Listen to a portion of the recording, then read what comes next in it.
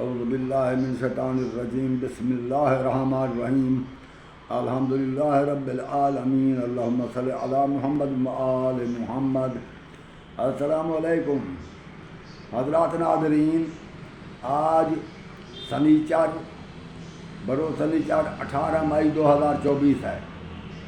میں ابن الخیر سید اللہ بخشا تسلیم آپ کی خدمت میں تفہیمات چینل تفہیمات الحکمت سے عرض گزار ہوں۔ عرض یہ ہے، میرا فون نمبر ہے 0346 66 30 859۔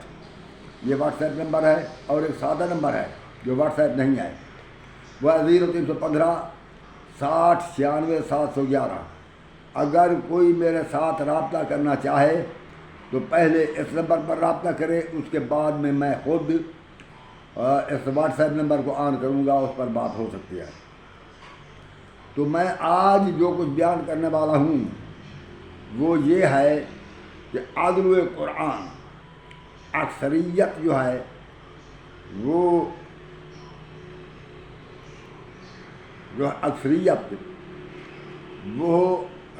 راہ راست پر نہیں ہوتی، اکثریت لوگوں کی گمراہ ہوتی ہے۔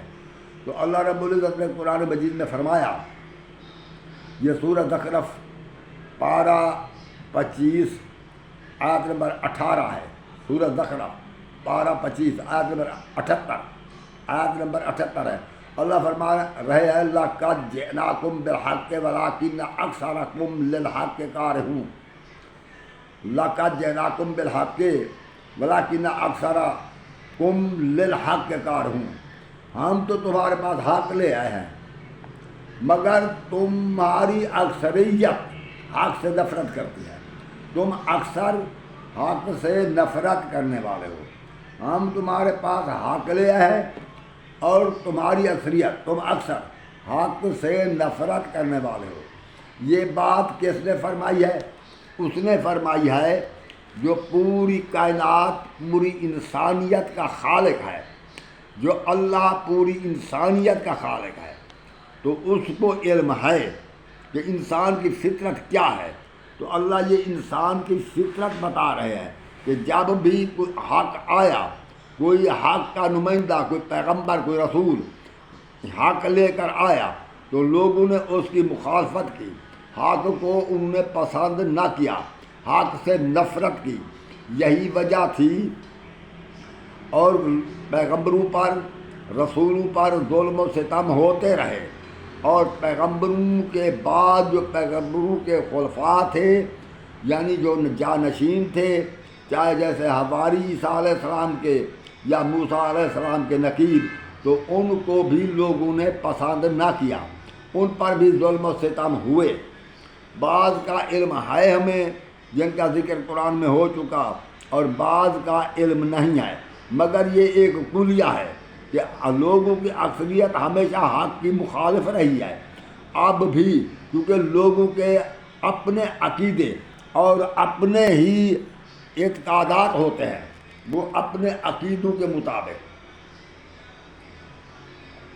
سوچتے ہیں، عقیدت کے تحت، اور عقیدوں کے مطابق عقیدوں کو سامنے رکھتے، اپنی عقیدت کو سامنے رکھتے ہوئے سوچتے ہیں، اور عقیدت کو سامنے رکھتے ہوئے عمل کرتے ہیں۔ ان کا سارا عمل اور ان کی ساری سوچ و فکر وہ عقیدوں کے عقیدت کے مطابق ہوتی ہے۔ اللہ نے انسان کو عقل دی ہے۔ اللہ چاہتا ہے کہ انسان اپنی عقل سے سوچے، اور جو اس کو عقل کے ترازو میں جو بات پوری اترتی ہوئی نظر آتی ہو اسے تسلیم کرے، اور جو بات پوری اترتی ہوئی نظر نہ آتی ہو اسے تسلیم نہ کرے۔ اس لیے اللہ نے یہ قرآن مجید کی سورۃ اعراف کی آیت نمبر 179 میں فرمایا ہے کہ وَلَقَدْ ذَرَأْنَا لِجَهَنَّمَ كَثِيرًا مِنَ الْجِنِّ وَالْإِنسِ لَهُمْ قُلُوبٌ لَا يَفْقَهُونَ بِهَا۔ ہم نے زیادہ تر جن اور انسان جہنم کے لیے پیدا کیے ہیں، ان کو دل دیے تھے، وہ سوچتے نہ تھے۔ میں ہر بات پر قرآن کی آیت پڑھ رہا ہوں، اور یہ قرآن پر جو مسلمان یقین رکھتے ہیں انہیں چاہیے کہ وہ قرآن پڑھیں اور ان آیات کو دیکھیں. وہ یہ نہیں کہ مجھے گالیاں دینا شروع کرتے ہیں. گالیاں دینا آسان ہے، علم حاصل کرنا مشکل ہے، اور حق کو تسلیم کرنا بھی انسانوں کے لیے مشرک ہے. تو یہی تو میں نے سورہ زخرف کی پہلی آیت پڑھی ہے. تو یہ نہیں کسی کے عالم ہونے پر اعتماد نہ کریں کہ یہ بہت بڑا عالم ہے، یہ ہمیں غلط نہیں بتائے گا، ہمارا عالم بہت بڑا ہے. یہ تو پارٹی بندی ہے. بریلوی کہتا ہے ہمارے بریلوی علماء بہت بڑے عالم، دیوبندی کہتے ہیں ہمارے دیوبندی علماء بہت بڑے عالم، اور اہل حدیث کہتے ہیں ہمارے علماء بہت بڑے عالم ہیں، اور اسی طرح شیعہ کہتے ہیں ہمارے بہت بڑے عالم ہیں. بھائی کوئی بہت بڑا عالم نہیں ہے. وہ جتنا بھی بڑا عالم ہو، جو شخص محتاج ہدایت ہے اس سے غلطی ہو سکتی ہے. وہ عمدن غلطی کرے یا سامن یا کم علمی کی وجہ سے غلطی کا امکان ضرور ہے. تو اس لیے ہر انسان کو چاہیے کہ اپنے علماء سے یا پیر و مرشد جو بھی ہے وہ جو بھی بات کرے، یا گودا یا سردار، تو اس کی بات کو سوچیں، دیکھیں کہ یہ بات اللہ کے فرمان کے خلاف تو نہیں جا رہی. اگر بغیر سوچے سمجھے ان کی بات کو تسلیم کر لیا تو سمجھو کہ تم نے انہیں خدا کا مقام دے دیا، اللہ کا مقام دے دیا. یہ اللہ ہے جس کی بات کو ہم سن کر بغیر سوچے سمجھے تسلیم کر سکتے ہیں. تو اللہ ہم تک براہ راست پیغام نہیں پہنچاتا، اللہ اپنے نمائندے مقرر کرتا ہے. تو وہ جس کسی نبی اور رسول کو بھیجے گا تو یہ نبی اور رسول کی بات ہم تسلیم کر سکتے ہیں. اللہ کی ذات پاک نے سورۃ توبہ کی آیت نمبر 31، پارہ 10واں ہے، پارہ نمبر 10 کھولیں. سورۃ توبہ آیت نمبر 31 کو دیکھیں کہ یہودیوں کی بھی یہی عادت تھی اور عیسائیوں کو بھی، کہ اتخاذوا احبارہم و رہبانہم اربابا من دون اللہ، کہ انہوں نے اپنے مولویوں کو اور پیروں کو اللہ کی جگہ پر رب مان لیا تھا. رب ماننے کا مقصد یہی ہے کہ وہ جن پیروں پر یا جن مولویوں کو مولوی سمجھتے تھے، عالم سمجھتے تھے، جو کچھ وہ بات کہتے تھے پھر وہ سوچتے نہ تھے کہ انہوں نے صحیح کہا یا غلط کہا، بس اس پر عمل کرتے تھے. یہی حال مسلمانوں کا ہے. انہوں نے اپنے مولویوں کو خدا کی جگہ رب مان لیا ہے. اس کے علاوہ یہ بات ہے، میں یہ کرنا چاہتا ہوں، جو کچھ حکم اللہ نے دیا وہ حکم اس نے اپنے نمائندے تک پہنچایا. تو جو ہادی ہوتے ہیں، ہادیوں کو مقرر اللہ کرتا ہے.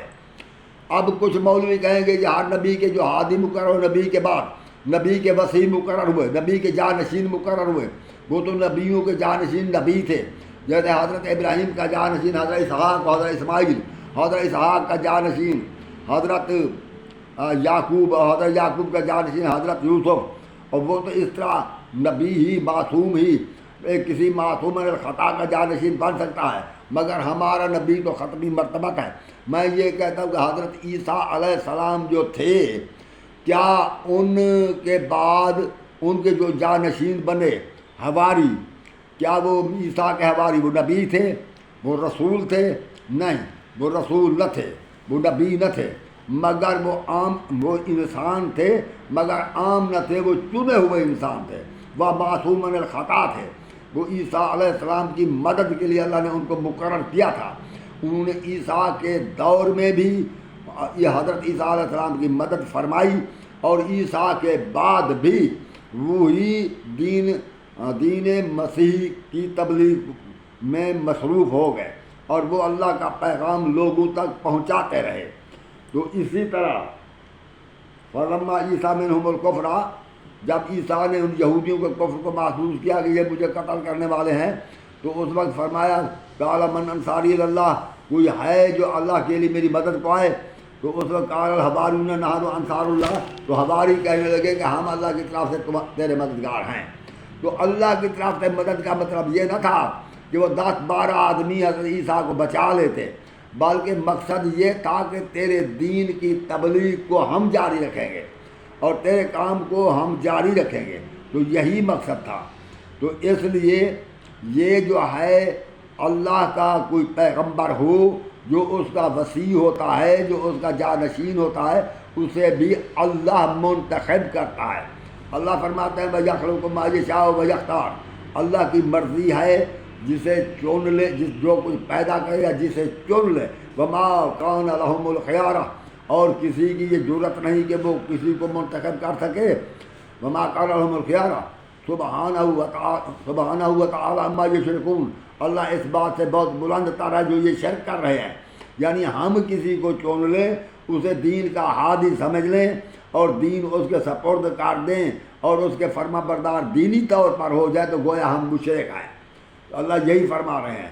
یہ میں نے سورہ قصص کی آیت نمبر 68 پڑھی ہے، 60 اوپر 8 یعنی 68 68، یہ میں نے آیت پڑھی ہے، آپ وہاں پر قرآن میں دیکھ لیں۔ تو میں قرآن پڑھتا ہوں، میں کسی کو کوئی ایسی بات نہیں کرتا کہ لوگوں کے جذبات مجروح ہوں، کیونکہ میں یہ سارا کام اللہ کی رضا کی خاطر کر رہا ہوں، اور اللہ کا فرمان ہے کہ ادعو الی سبیل ربک بالحکمت والموعظۃ الحسنۃ وجادلھم باللتی ہی احسن، اللہ کے راستے کی طرف بلاؤ دانائی کے ساتھ، بالحکمت اور با اخلاق نصیحت کے ذریعے بلاؤ۔ کوئی تم سے بحث کرے تو با اخلاق طریقے سے بحث کرو، کیونکہ اللہ فرما رہے ہیں ان ربک ھو اعلم بمن ضل عن سبیلہ وھو اعلم بالمہتدین، بے شک تمہارا رب بھی جانتا ہے جو اس کی راہ سے گمراہ ہے، اور جو ہدایت پر ہے انہیں بھی تمہارا رب جانتا ہے۔ تمہارے رب نے اگر گمراہوں کو قتل نہیں کر دیا، مار نہیں دیا، تو تم بھی ان کے ساتھ بد اخلاقی سے پیش نہ ہو۔ تو اس لیے میں یہ کہتا ہوں میرا مقصد صرف قرآن سمجھانا ہے۔ میں نے نہ بخاری اٹھائی ہوئی ہے اور نہ میں نے کوئی اور کتاب۔ آج تو انٹرنیٹ کا دور ہے، سب مولوی حضرات انٹرنیٹ پر آ رہے ہیں، مگر جس کو اللہ آپ سن رہے ہیں دین سے اچھی طرح واقفیت ہو رہی ہے، تو جس کو اللہ نے اپنی طرف سے ہادی مقرر نہیں کیا اس کو ہادی سمجھ لینا شرک ہے۔ جو اللہ کی طرف سے ہادی نہیں، وہ اپنے آپ کو اگر ہادی کے طور پر پیش کرے تو وہ بھی مشرک ہے، اور ان کو ہادی تسلیم کرنے والے بھی مشرک ہیں۔ تو یہ ہدایت اللہ کی طرف سے ہے، تو اس لیے ہادی بھی اللہ مقرر کرے گا۔ اور لوگوں کی اکثریت کو نہ دیکھے کہ اکثریت کدھر ہے۔ اکثریت کی بات تو یہ ہے کہ لَقَدْ جِئْنَاكُمْ بِالْحَقِّ وَلَكِنَّ أَكْثَرَكُمْ لِلْحَقِّ كَارِهُونَ، ہم تو تمہارے پاس حق لے آئے ہیں، مگر تمہاری اکثریت جو ہے حق سے نفرت کرنے والے ہیں۔ اور اکثریت کو تو اللہ نے گمراہ کہا ہے۔ ان توتے اکثر من فی الارض یضلوک عن سبیل اللہ، ان توتے اکثر من فی الارض یضلوک عن سبیل اللہ، اگر تم نے اس اکثریت کا اطاعت کی، کہنا مانا، جو زمین میں اکثر لوگ ہیں، اگر تم نے ان کا کہنا مانا تو پھر وہ تمہیں گمراہ کر دیں گے۔ لے یضلوک عن سبیل اللہ، تجھے اللہ کے راستے سے گمراہ کر دیں گے۔ یہ میں نے آیت سورۃ انعام پارہ 7واں ہے، سورۃ انعام آیت نمبر 116 پڑھی ہے۔ تو اکثریت جو ہے وہ گمراہ ہے۔ جو انسان اکثریت کو دیکھے گا کہ یہ سب لوگ جو ہیں یہ سب کے ساتھ گمراہ تو نہیں ہیں، اللہ فرما رہے ہیں یہ گمراہ ہیں۔ تم کوئی شخص یہ سوچے یہ گمراہ نہیں ہے، مگر اللہ فرما رہے ہیں یہ گمراہ ہیں، تو ان گمراہوں کی راہ اختیار نہ کریں، نہ گمراہوں کی بات سن کر اس پر قائم ہو جائیں، کیونکہ وہ تو اکثریت تو ہے بھی گمراہ، اور اکثریت ہمیشہ گمراہ رہی ہے۔ تو اسی طرح اللہ نے یہ بھی فرمایا، اب سورۃ روم کی آیت نمبر 30 میں فرمایا وَلَٰكِنَّ أَكْثَرَ النَّاسِ لَا يَعْلَمُونَ، مگر لوگوں کی اکثریت لا علم ہے، وہ کچھ بھی نہیں جانتے۔ تو اکثریت کو برحق نہ سمجھنا، اور جس کو اللہ نے مقرر نہیں کیا اس کی اطاعت بھی نہ کرنا، ورنہ یہ شرک ہے۔ تو آج کی میں گفتگو، میں تو آپ کے پاس حق لے کر آیا ہوں۔ جو لوگ حق بیان کرتے ہیں اور اکثریت جو لوگوں کی ہے وہ حق کو پسند نہیں کرتے، تو پھر ان کا کیا کام ہوتا ہے؟ وہ حق بیان کرنے والے کو گالیاں دیتے ہیں، وہ حق بیان کرنے والے کی غیبت کرتے ہیں، اس سے دشمنی کرتے ہیں، کوئی نہ کوئی علم دین بھی نکال لیتے ہیں۔ یہ اکثریت کا یہی یہ شروع تو چلا آ رہا ہے جو اکثریت کا طریقہ کار ہے.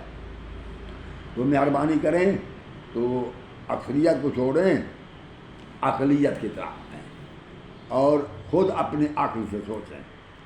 تو جب آپ سوچیں گے تو آپ کو پتہ چل جائے گا کہ بعد رسول اللہ کے رسول نے فرما دیا تھا انی ترکت فیکم ثقلین کتاب اللہ و اہل بیتی ان تمسکوا بہما لن تضلوا بعدی. میں تمہارے درمیان اللہ کی کتاب اور اپنی اہل بیت چھوڑے جا رہا ہوں، اگر تم نے ان سے تمسک رکھا تو میرے بعد گمراہ نہ ہوگے. تو یہ ہے فرمان رسول کہ اللہ کے رسول کے جارحین اہل بیت ہوئی. تو بعض لوگ ان لوگوں کا کیا کہیں، وہ کہتے ہیں واہ واہ عمر واہ، ایسا کیا شان ہے حضرت عمر کی کہ جس کے قدموں میں جنت کے سردار ہوئے سر ہیں، جن کے مقلد جنت کے سردار ہیں. تمہارا ذہنی توازن خراب ہے. جو سردار ہوتا ہے وہ مقلد نہیں ہوتا.